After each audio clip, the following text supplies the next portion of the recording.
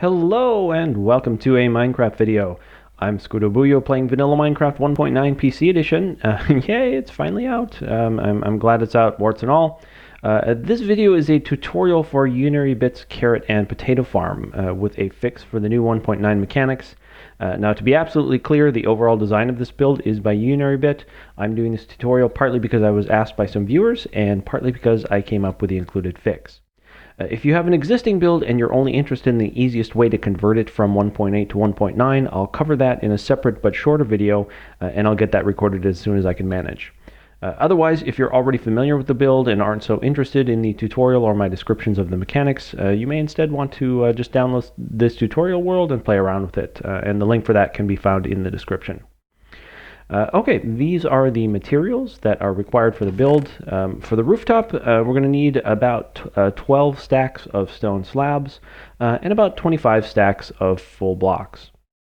There's also some glass panes here for decoration, though the rooftop is mostly functional, as I'll explain later. As for the foundation, there's about 12 stacks of slabs here and about the same of full blocks. And whereas the rooftop is functional, the foundation is really just meant to balance the look of the build. Okay, so this particular build has 4 farm layers, indicated by the ribbons of limestone glass. So there's 1, 2, 3, and 4. And each farm layer includes about 10 stacks of slabs, about 14 stacks of full blocks, and then we've got some glass and some glass panes here. Now these blocks are mostly for the structure of the farm layer. The slabs are required, but they can be any kind of slabs, and there's a lot of choice for the other material depending upon how you want the farm to look. In my 1.8 world, this build uses a lot of spruce wood and birch wood, but those blocks are seamless. For the tutorial, I'm using iron blocks and stone slabs, just to make it easier to count spacing. In case you're curious, though, this is more or less how the build would look in my 1.8 world after the 1.9 adjustments. Okay. Now for each farm layer, you will also need about 10 stacks of dirt. Each layer requires actually a few blocks more than this, but about 10 stacks. Any kind of block lighting can be used in place of the 16 sea lanterns, jack-lanterns for example. It's also possible to use 24 torches instead, and I'll show an example configuration for that.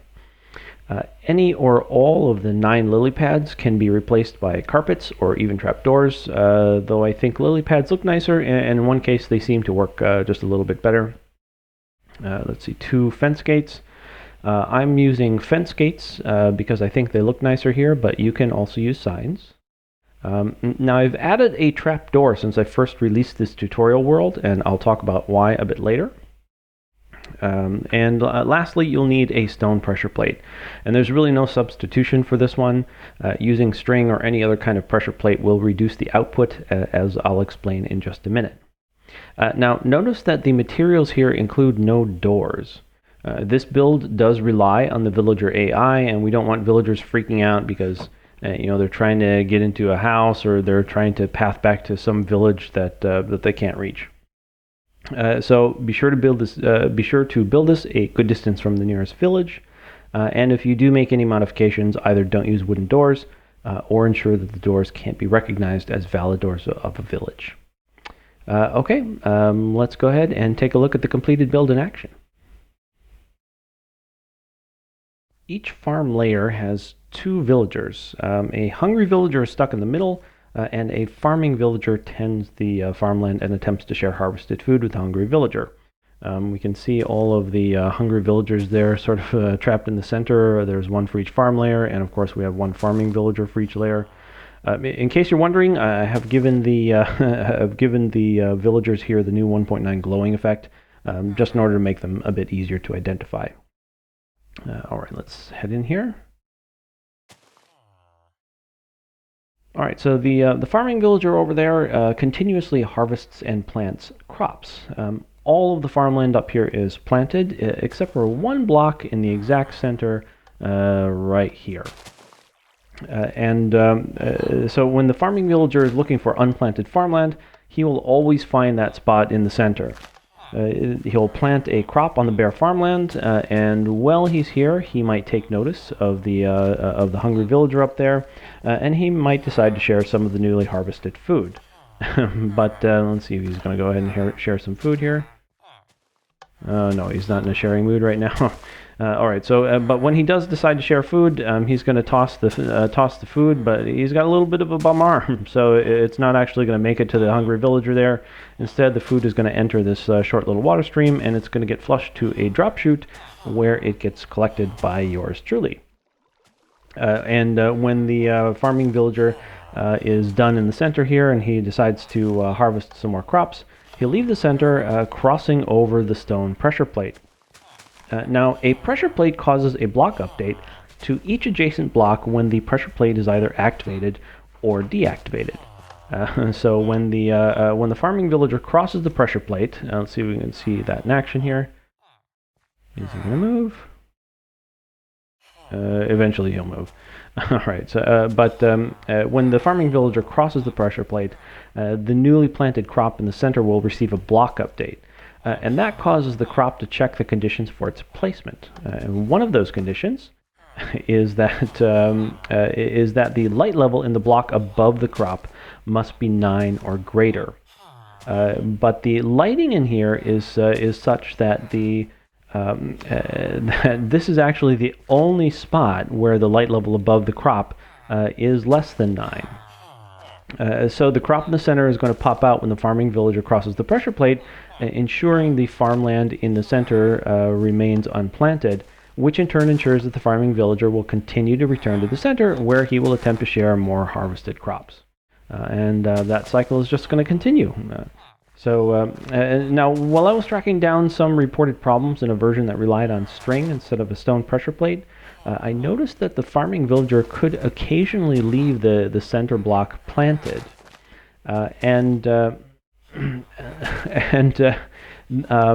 meant that the farming villager wouldn't return to the center until the crop popped out after receiving a random block tick, which really could be several minutes later. Ultimately, I was able to determine that this was a matter of timing with respect to the activation of the string, because the farming villager was not the only entity causing the activation. String, wooden pressure plates, and both kinds of weighted pressure plates can be activated by item entities, such as excess seeds lying on the ground, or a carrot that had popped out and is just sitting there. On the other hand, a stone pressure plate is not activated by item entities, and that is why I'm using a stone pressure plate. Only the farming villager can activate it, which means no timing conflicts. Okay, a few other things to note here before I begin the build. First, when the center crop pops out, it can sometimes pop out high enough to enter the water stream here. And that is fine for potatoes and carrots, but for wheat and beetroots, that means you'll see a few seeds in the output. And it is difficult to eliminate that deviation from the functionality of Uniribit's original design. So if you're simply upgrading a 1.8 farm, you may need to adjust your item filter if you have one connected. Second, this farm can be used for bread and beetroots, as I just alluded. This layer here is carrots, but I've got beetroots above and wheat down below that gets crafted into bread. I can do that because of how the villagers' inventories are managed. A villager will only lose items from its inventory under 3 circumstances: when planting a crop, when sharing food, or when becoming willing to breed. Neither wheat nor beetroots can be planted. A villager never shares more than half his stack of food, and our villagers aren't even near a village, so they never become willing to breed.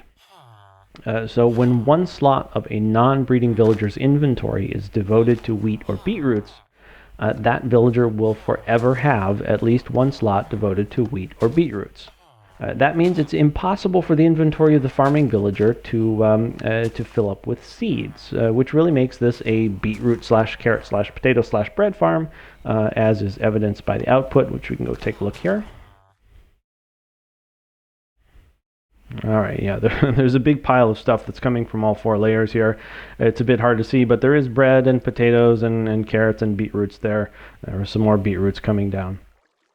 Okay, so now, incidentally, this farm has actually been running for a really long time over various 1.9 snapshots and pre-releases.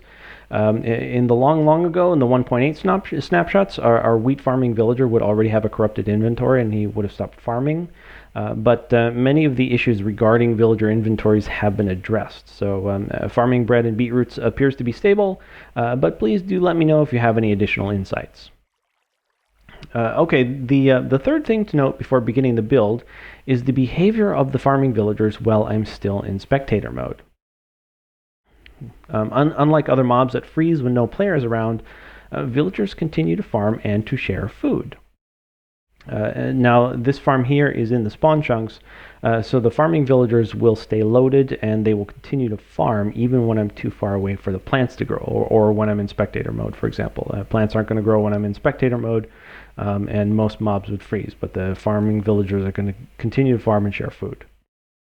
Now, if I'm away for long enough, or if I'm in spectator mode long enough, the farming villagers will actually harvest all of the mature crops, and they will share all of the food they're willing to share, which means that when I return or when I re-enter creative mode, they'll all actually be glued to the center here. That's nothing to worry about, though. It is to be expected if you have a situation where the farming villagers are loaded more often than the crops are within update range. And that leads me to my last note before the build, the sad news that this farm has been nerfed a bit. I don't think it's been very well reported yet, but the update range for plants has been reduced. More specifically, I think the new rule is that block ticks to plants are now processed only if the chunk is within a certain circular radius of the player. And effectively, that means the plants in the corner chunks of the chunks loaded around a player will not grow as they did before, and that's because they don't fall within the circular radius. Just something to keep in mind when considering where to place the farm. Okay, now on with the build.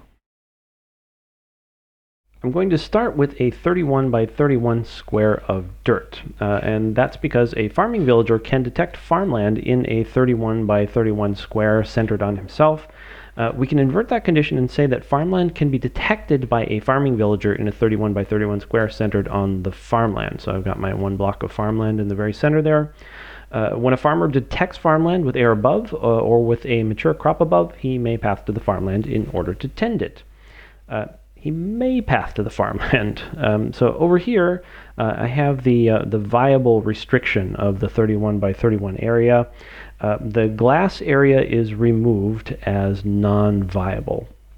Although a farming villager can detect the farmland when standing in the glass area, he won't actually tend it if the block of farmland is more than 16 blocks away as the crow flies. So if I'm standing over here on the corner, or if the farmer is standing over here on the corner, this is more than 16 blocks away diagonally from the farmland, so the farmer actually wouldn't tend the farmland. In my testing, instead, he would just stand there, creepily staring at the farmland. Now, within the 16 block radius, there are also some additional blocks that have been removed. This one right here, for example, is less than 16 blocks away from the farmland, but it's been removed. In these positions, the farming villager may choose not to search for farmland at all. Instead, he'll switch out of his farming mode and do nothing, maybe stare out the window, dream of joining a union, I don't know. The point is that he will stop farming until the player comes close enough for him to re-enter his farming mode. Just a quick note here, this restriction is something that I lifted directly from UnityBit's 1.8 tutorial world.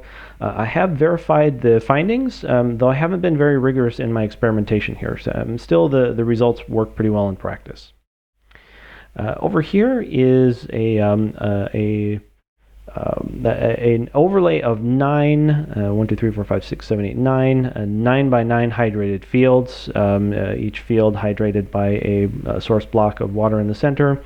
Notice that this overlay covers the viable area except for a strip of 13 blocks on each side.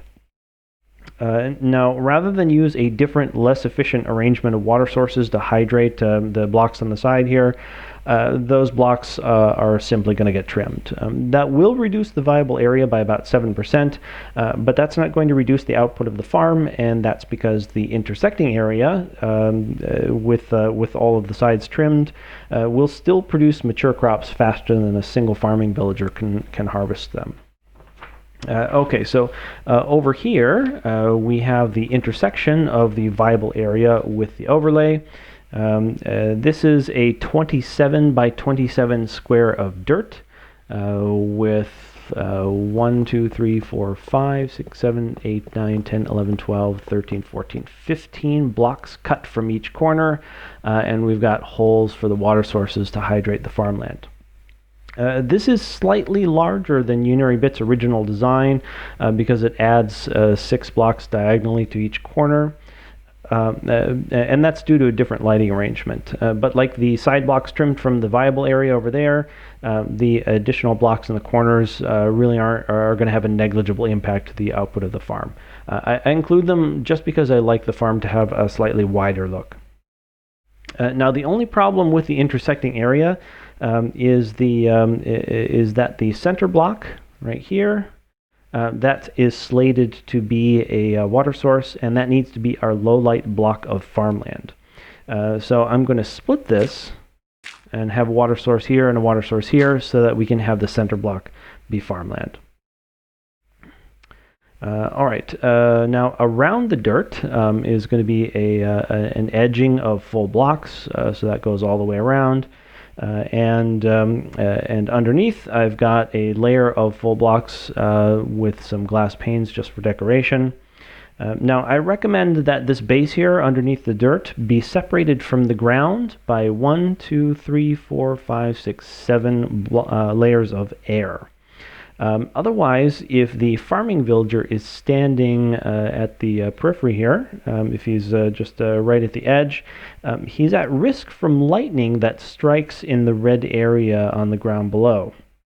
And if the villager takes damage from lightning, he'll turn into a witch and despawn, which of course would be bad.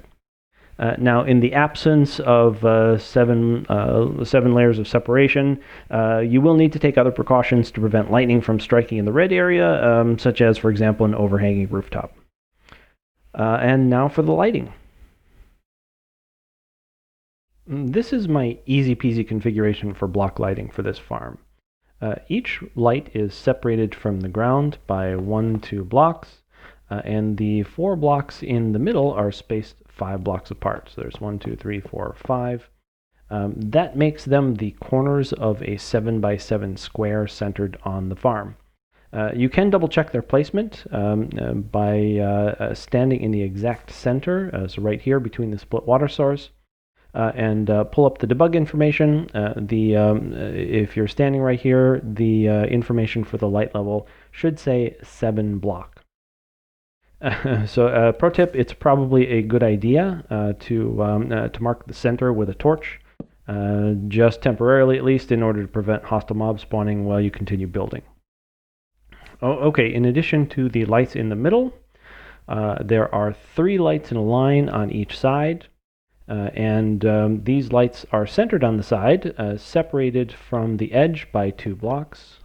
So there's 2 blocks in between the edge and the light. And these are also spaced 5 blocks apart. Now, if you don't want to use block lights, you can instead use torches or even end rods. There's a sample configuration over there. Now, if you do use torches, at least the 12 torches in the middle, not including anything around the edge, but the 12 torches in the middle, those should be placed on the ground, which means you'll sacrifice a bit of farmland. If you are interested in these alternative lighting configurations, please check the world download for the details on the spacing. Okay, with the lighting in place, go ahead and put a 2-high wall all the way around. I'm using lime stained glass here, just piled on the onto the edging around the dirt. Now, Unary Bit's original design uses a one-high wall, and that's sufficient because other blocks prevent the farming villagers from jumping up on the wall and escaping. This is another choice that comes down to aesthetics, and of course there are a lot of different options. Now, with the wall in place, it's time to build the core. On one side of the split water source, dig out a 3x4 section of dirt and replace it with this pattern of blocks, kind of a stubby letter A. You could also just use the dirt, I suppose, rather than digging it out, but I prefer to use other blocks for the look. Now the hole at the top of the A is the drop chute. So go ahead and poke out the block of the base below. We want to keep the drop chute open. And the other hole is here only because this farm layer is the bottom layer. When building layers above this one, this block actually wouldn't even be here because it would be the head of the hungry villager from the layer below. But since this is the bottom layer, I'm going to leave the block there. And above the head of the villager would be a top half slab, so I'm going to place a top half slab right here just for consistency. Okay, now go ahead and cover everything with a base of full blocks, including the split water source and the block above the center here, in between the split water source. Now add a fence gate over the center and another over the drop chute. And these fence gates do have to be open. I'm going to open them toward each other just for the look. Now add 2 layers of blocks around the edge. So there's 1 layer and 2 layers. Okay. And now in between the fence gates, we need a short water stream. Let me get my water here. This water stream needs to flow from the fence gate over the center towards the drop chute. So it's just too long. It's just too wide. So very short. And add a block over the fence gate over the center, and another block over the tail of the water stream. A lily pad is going to go on top of the water source here. Let's go ahead and place that just like that. Now, you could also use a carpet or trapdoor here, but doing so seems to make the farming villager just a little less willing to share food. So a lily pad is probably best. I have used carpet in a lot of my testing of this, and carpet seems to work pretty well. You probably see a difference with the trapdoor here, though. My testing was actually a bit uncertain with respect to the lily pad and the carpet difference, but the lily pad seemed to edge out carpet just a bit. Still, carpet does work still really well. So, okay, let's see. Anything else here? We've got the lily pad in place. Okay, so. I think it's time to bring a villager in here, and there are actually a lot of different ways to get a villager in here, but I find it easiest to actually just push one in place. But before I do so, I'm going to add a top half slab above the hole here, and that needs to be 1-2 blocks up, right there. When the villager is standing on the lily pad, he'll have just a bit less than 2.5 blocks of space. That's enough for him to fit, but not enough for him to be able to jump out of the hole as long as all the blocks around the edge are there. Now, if you get the villager into position first and then try to add this top half slab in place, you will need to push this in place with a piston. Okay, so I'm also going to add a trapdoor underneath the slab here, such that the trapdoor opens towards the center, just like that. In my survival world testing of this farm, I once discovered that the hungry villager had picked up food from the farming villager of the same layer here.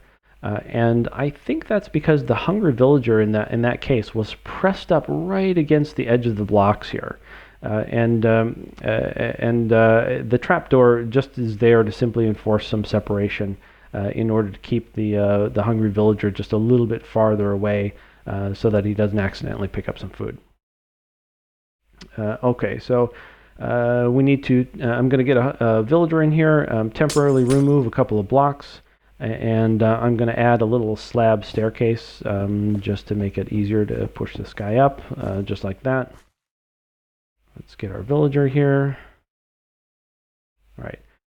Now, this villager should have an empty inventory. More precisely, he should have no food in his inventory.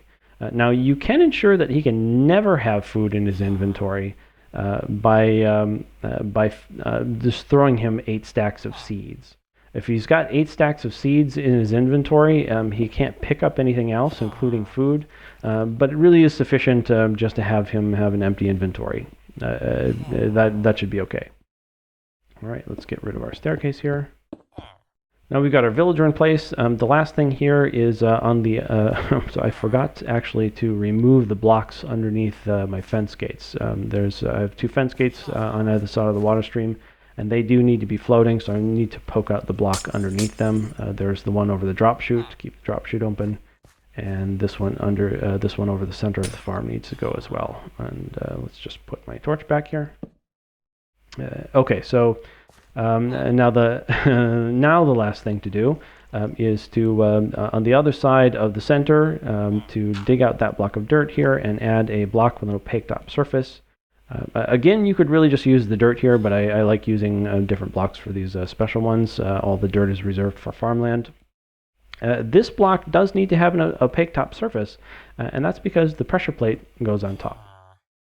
Now, this is the only block that's required to be opaque. In Uniribit's original design, these blocks around the center need to be opaque, but that's not necessary with this particular lighting arrangement.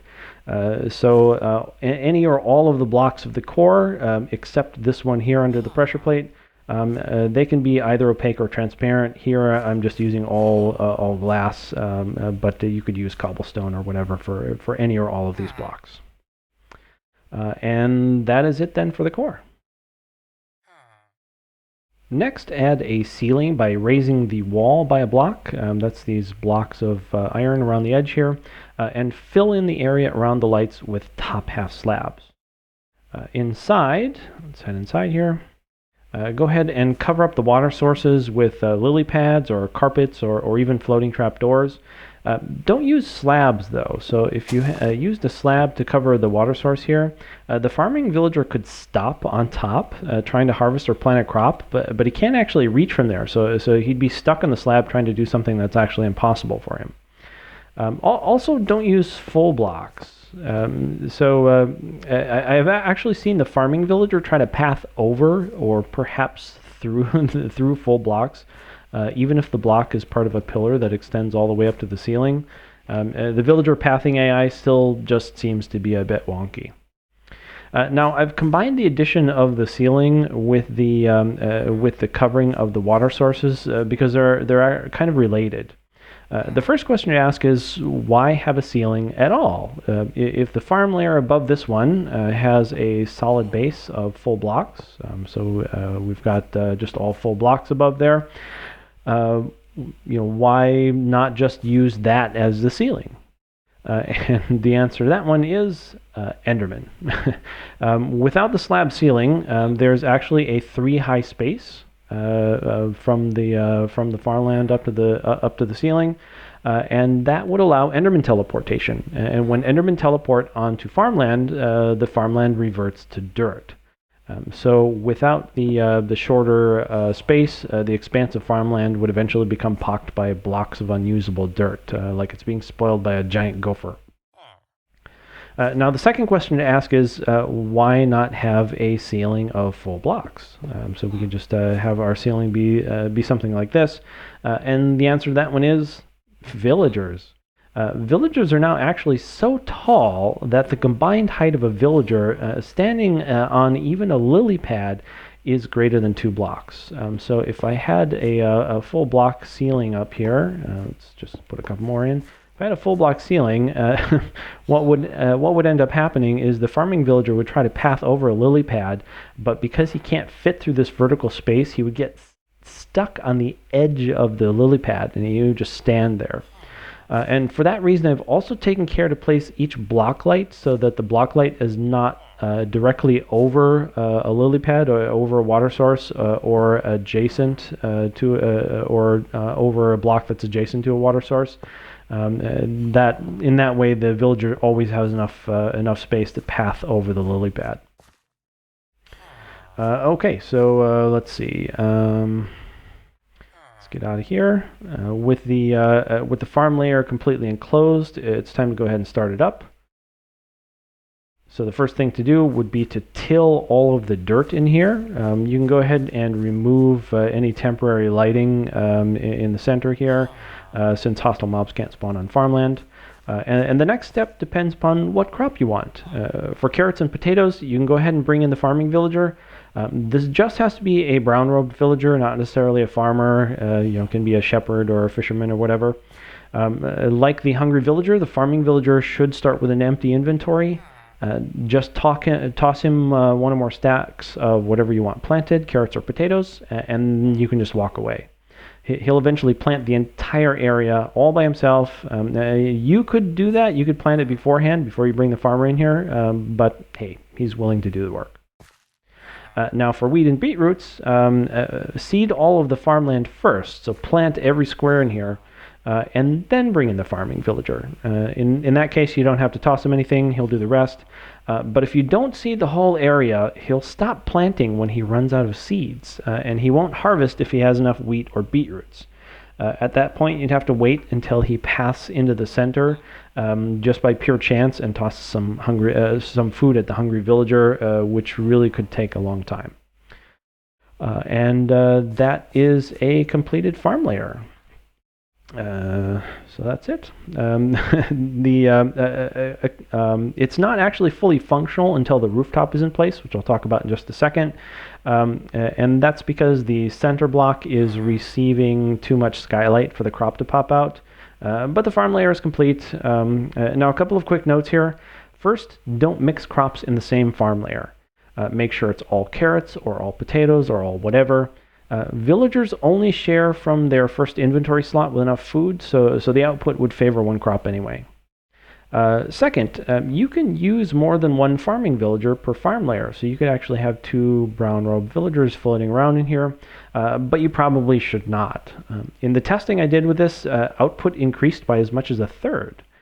However, when I was repeatedly reloading the chunks as part of my testing, I once saw that one farming villager had pushed another into the glass blocks in the middle there of the core. And I think that the glass-encased farming villager was actually able to successfully share food with the hungry villager, because he would have thrown food and it would have been levitated up through the glass. So stick with a single farming villager for stability. Now that we have a completed farm layer, additional identical farm layers can be stacked just right on top of it. Here I have 4 layers, 1 for each crop type, but you could have just 1 layer or 10 layers or how many you want. And after adding the desired number of farm layers, put on the rooftop. The rooftop primarily consists of 2 layers of full blocks with a layer of bottom half slabs over the top. And these 3 layers are highly recommended because they protect the farming villager in the top layer from lightning. If lightning strikes the roof, right here, it causes damage to entities 1, 2, 3 blocks down. And it may actually look like there's an extra block of space in here, but remember that when a villager is standing on a lily pad, he's more than 2 blocks high. So the villager's head, the head of the farming villager, can actually just barely peek into this block here. So 1 block lower and a badly timed lightning strike could still turn a hapless farming villager into a witch. All right, in the middle of the rooftop, is a 7x7 square canopy of bottom half slabs, raised by an additional 2 blocks. That little pillar of solid blocks is directly over the top half slab that's over the head of our hungry villager on the top farm layer there. Now, If you downloaded my early release of this tutorial world, you might notice that I've shaved off a layer here. This used to be up 3 blocks instead of 2. And that's because I had previously raised the canopy by 1 block higher than was strictly necessary. Now the canopy is going to be protecting the hungry villager in the top layer from lightning. It is slightly off center because the middle block of the canopy is directly over the hungry villager, and the hungry villager is slightly off center. And now if you're really familiar with lightning mechanics, you know that the canopy actually only needs to be a 6x6 square. I've made it a 7x7 square so that you don't have to worry about the orientation of the farm. The canopy is a bit ugly though, so I'm going to pretty it up a bit by filling in the area a little. This is purely cosmetic, so if you want to save some blocks and some time, you could just skip it. And likewise, you could actually skip adding the foundation, which is just a layer of full blocks with a layer of top half slabs under that. Also purely cosmetic, allowing the bottom edge of the build to stylistically match the top edge. Just make sure that the drop chute here remains open. It's got to be all the way down. All right, now you can hook up any kind of item storage or item transportation that you want to the drop chute, and I guess that's it. Here again is the completed build. This is identical to the one that was demoed at the beginning, sans the glowing effect for the villagers, and that is all for this video. I know it's been long, so if you're still watching, thanks for sticking it out. And a big thanks to UnityBit for the initial design of this build, one that I found so useful in so many worlds. If you have any questions or suggestions, please leave a note in the comments, and thanks for watching.